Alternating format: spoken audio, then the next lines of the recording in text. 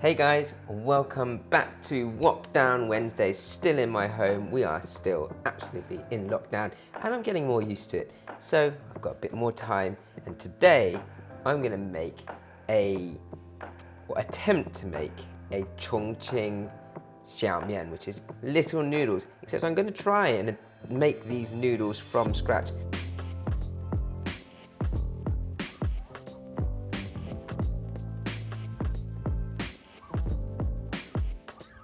So with the water, and this takes a little bit of time, I'm going to put just over half the amount of water in and get that flour mixed in well first. And I was actually sort of taught how to make hand-pulled noodles and things like that, which I don't do very often because I'm not very good at it. And Campo, Chef Campo, my noodle master friend, he'd always teach me to put lye water in at the very end because I guess similar to sort of bicarbs and baking powders and things, sometimes you want it to sort of give it that bite or give the noodles that bite, so you want to leave it to the very end so it's still got its sort of chemical reaction going just at that point. I feel like we might need a little bit more water here because you can see that, yes, it's turning into dough, but not quite enough water there. Give me a second. Cold water is good for this. You don't want to use hot or warm water because you don't want your dough to be too soft. You know, it needs to have that bite, and I want to be able to knead it, and it should feel a little bit on the tougher side at this point because it's going to have a good couple of hours to relax and sort of rest into itself. This is something that I have made quite a few more times, different types of noodles, playing with wonton noodles or working out my noodle guns and trying out the hand-pulled noodle technique again, although that does make a lot of noise at home. So if you don't want to disturb your neighbours, then I wouldn't recommend it.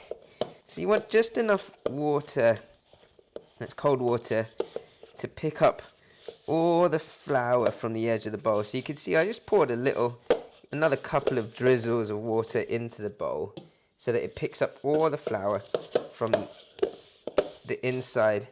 At that point, you want to start really kneading this, and I can feel that this is high gluten dumpling flour, or like it's close in. I guess the Western equivalent would be a strong bread flour or pasta flour.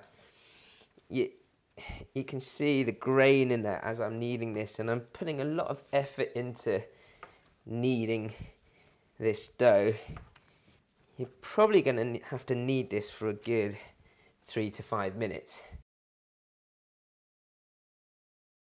So you can see from the texture here that it's getting a lot smoother and a lot more elastic. And that's after sort of 5 minutes or so of serious kneading. And at this point, you should be able to just sort of form it into a nice, smooth ball of dough. And if I can sort of press into the dough like this with my thumbs, and it doesn't sort of come out too grainy, then you're at a good point. And that's when you know you've done enough kneading. So I haven't put the lye water in. I have put a little sprinkle of salt into this whilst I've been kneading it, just to give it a bit of flavour. Okay, and you can see all I'm going to do now, whilst it's resting for the next couple of hours, is put a good amount of oil all over the dough, like so. Cover it in oil, and then I'm going to cover that in some cling film and let it sit for about 2 hours. Right, so I've got my extractor fan on because I'm about to get straight into the sort of toppings of the Xiao Mian. And these noodles, there are various different types of toppings, but the most important thing is the sort of Sichuan-style mala chili oil. excuse my Chinese, it's terrible, but ma la basically means numbing from the Sichuan peppercorns. So I've got my whole Sichuan peppercorns here, and then the la, which is the spiciness from these dried red chilies. I'm going to sear these on a really low heat with some vegetable oil first. Vegetable oil, sunflower oil, groundnut oil, peanut oil, anything like that works okay. You need a fair amount of oil for this, just so that they can quickly sizzle but not burn. You don't want your oil to be too hot at all, because you don't want that burnt flavour of chili. You just want to bring out the sort of smokiness and the sweetness of your chili. These are whole dried chilies, they haven't been soaked. I want to keep their sort of red colour, just deepen it a little but not burn them. Doesn't take long. You can see those chilies browning, so I'm going to take that off the heat and I'm going to pour that through a fine sieve or strainer, and that should bring out all the flavour, but as you can see it's on the darker side but not burnt. And then once those have drained nicely, woo! Oh, phone in oil, not good. So you can see I've got this great sort of fried chili and peppercorn mix. Just pop that into the pestle and mortar, and then get cracking. Rake all those up. Right, so my lovely chili and Sichuan peppercorn mix here is going to go really well with some chili oil on top for some bright red colour to finish off these noodles later on. You can see the sort of texture of that paste there. Right, so I've now got my chickpeas, which I'm going to just boil through in some stock. So you can use vegetable stock, chicken stock, whatever you want really. So stock into my pan, bring that to a boil. I've got my canned chickpeas here. That's just soaking in cold water. So I'm just going to pop that in along with the stock, bring that to a boil. You want to get the chickpeas to a point where they're sort of a little bit mushy but still hold their shape. And then we'll use that stock, so don't throw that stock away. We'll use that stock to finish off the soup for your noodles later on. In between, we're just going to make up your sauce. And your sauce is very, very simple. I've got here about, I'm going to do enough noodles for a couple of loads. So that is my light soy sauce there. So a couple of tablespoons of light soy. And then not too much black vinegar, just sort of 2 teaspoons of black vinegar. Some sesame oil. I've actually got black sesame oil here. I don't know if you can see that. So it's slightly darker. It's got this great flavour. So a couple of teaspoons of black sesame oil.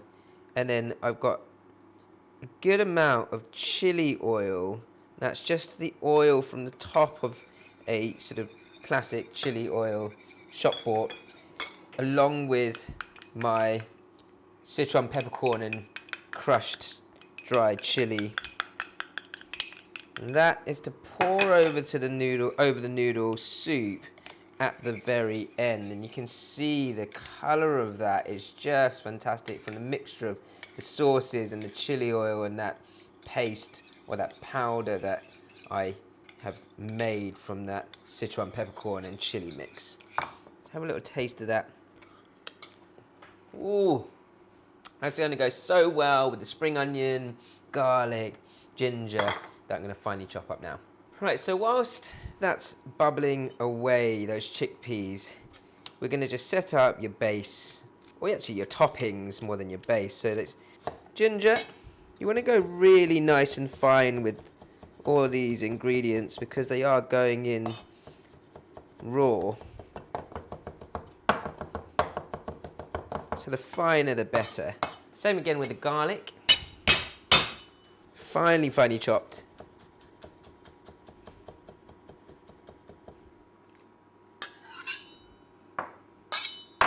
In fact, I might pop those into a smaller bowl. Keep your garlic and ginger separate to your spring onion. And then we need lots of spring onion for this. And then nice fine slices or rings of spring onion work really well with this. You want excessive amounts of spring onion for this type of noodle dish. Not only looks good for garnish, but it really, really flavors it, because the simple flavors are the sauce and these and the chickpeas, and that's pretty much it, other than my preserved cabbage. Plenty of spring onion there, ready for later too. If you want, you can keep your spring onion in a bowl of cold water, and that'll keep it nice and fresh. I've also got a bit of pak choi here, or bak choy. I'm just going to cut that in quarters, give that a wash. Add a bit of crunch to the noodle dish when we finish that off. And then let's have a look at these chickpeas. Just check how they're doing. You can see that. Just, the right side of mush. Pour that through. Keep that chicken stock for later on. So the only other thing I'm going to set up before I start rolling out my noodles and adding that lye water to make the alkaline noodles is my preserved vegetable mix. And I have got some green beans here, which I'm just going to slice really thinly. And with the heat of the soup, if they're nice and thin like this, or nice fine slices of green bean, it will cook through very, very quickly just from serving up. So you don't even have to blanch them, to be honest. That's going to get mixed together with my preserved cabbage. As I say, I haven't got the classic Sichuanese preserved cabbage, but the idea of this is to add sort of this punch of salt. I'm going to finely chop it up because it is very, very salty. I actually soaked this in hot water just from the kettle, just to get rid of some of that salt. So this is Tianjin preserved cabbage. If you're looking for the classic Sichuanese Zhacai, Zhacai, you can find that in Chinese supermarkets. You can mix those together.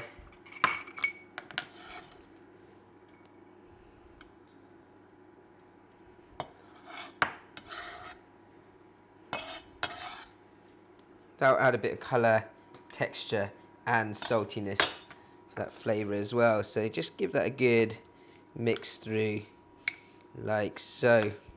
Okay, so I've got my sauce, I've got my preserved cabbage, I've got all my ginger, garlic, spring onion, I've got some coriander leaves here, my pak choy to finish. All I've got to do now is make up my noodles.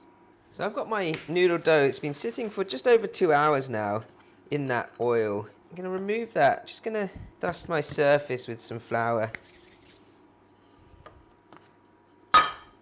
In fact, I'll push that aside for a second, because I forgot that I haven't added my lye water yet. So you want no more than a teaspoon, but really half a teaspoon of lye water for this amount of dough is plenty.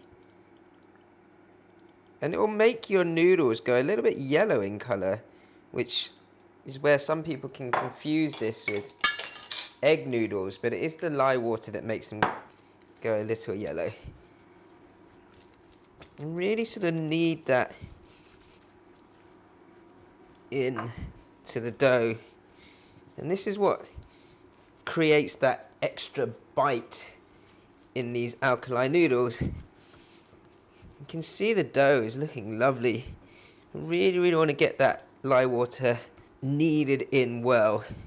Roll that into a ball, sit it back, and then we'll deal with that again in another 20 minutes. You do want to cover that just so it doesn't dry out.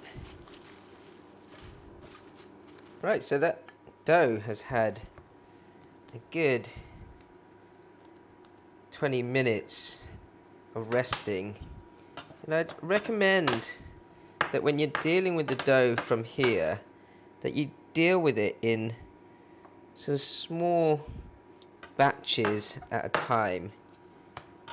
Almost like sort of saying to yourself, you know, you're going to make a couple of nests of noodle or a fist of noodles in one go and then move on to the next.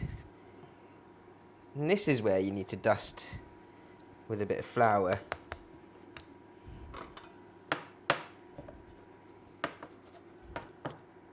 Kind of looks like a block of tofu right now. You can see the texture of this dough is absolutely lovely. Really nice and well rested now. Don't be scared of flouring the dough well at this point.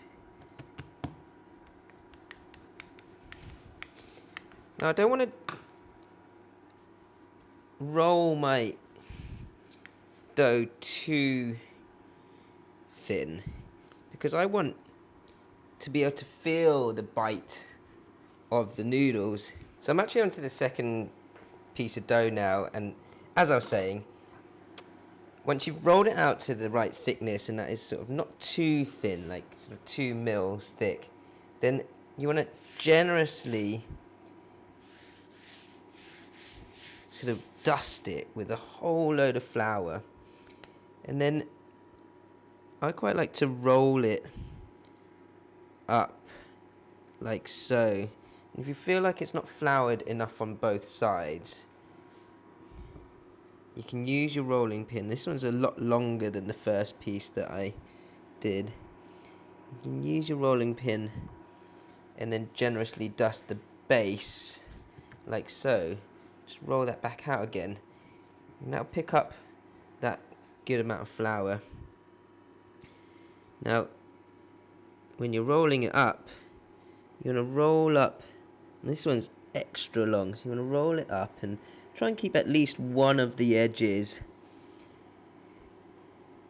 aligned so it's nicer to slice into. Right, and that whole roll of dough there is ready to make some super long noodles. I've sharpened my knife here so that when I slice into the noodles I don't break it up too much. And you can see now I'm creating these rounds of noodles. Got a little thin on that one. These are going to be absolutely delicious. And with that big roll, just over a third of the dough that I started with, give me at least 2 bowls of noodles this. So, best way to separate out those noodles easily is actually to take a good amount of flour again and then just gently run your fingertips through those reels of noodles, and they'll start to open up and separate out. Try not to squeeze into them if you can help it. Just sort of shake your hands through. There's a few more at the end there. Just want to unravel those nicely. And look at those noodles. You can see the length of that here in my hand. I quite like to then, and this is more for aesthetics than anything, and just feeling your food and your cooking, just align them nicely into little nests. And it should be elastic enough now because it's had that lovely time to rest, that if you want to pull them out a little thinner, you can. So we've got our alkaline noodles pretty much there. So clearly, guys, the hardest part of this is making your noodles from scratch, but you could, of course, buy pre-made, your packaged noodles. So look for your dry alkaline noodles in your Chinese supermarket, or any other type of wheat noodle will work really well with this dish. You can see my noodles there. I've got my little nests of noodles. I'm going to use my first nest, cook that up, finish off the dish now. It takes literally like 30 seconds to boil up your noodles. You don't want to overboil it. I've got some sea salt in my boiling water here. I'm just going to bring that down slightly so it's on a rolling boil but not too vigorous. And then I'm going to take my nest of noodles and pop that straight in to that boiling water. Once that starts to float up, then we can start to dish it out. So just run your strainer through that, bring that to a boil, and as I say, they'll float pretty quickly. Everything else is kind of like a compiling job around your dish. Of course, don't forget your sauce. And your pak choi needs a little bit of blanching in some stock, but we'll use the chicken stock in a second. And you can see here now my noodles are starting to float up pretty quickly. They should have a nice bite. Look at that. They've got that almost sort of size or thickness of a udon noodle. Straight into your service bowl. Great texture that. Look at that. We can start to load up our ingredients here.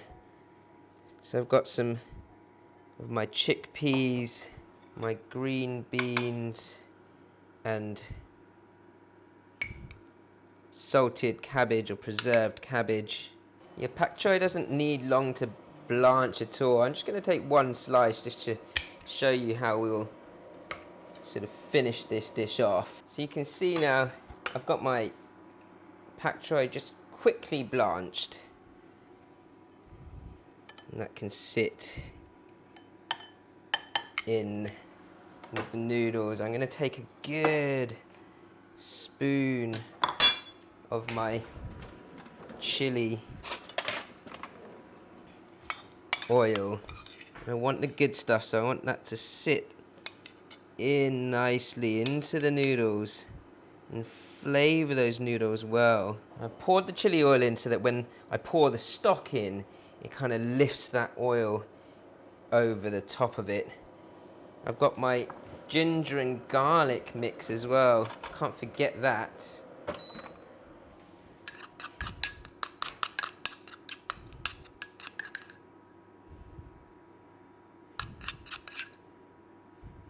My stock over the top of that. Look at this. Oh yes. Coriander leaves to finish this off. Don't forget, guys, you want a whole load of that spring onion to get mixed into that as well. Moment of truth, my favourite part of any video. Dig into all that hard work, and with this you want to mix up all the spring onion, that ginger, the beans and the pickled veg. Get into those noodles. Let's have a taste.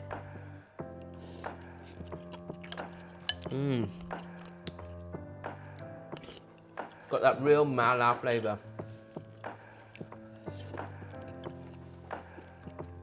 Noodles has a fantastic bite.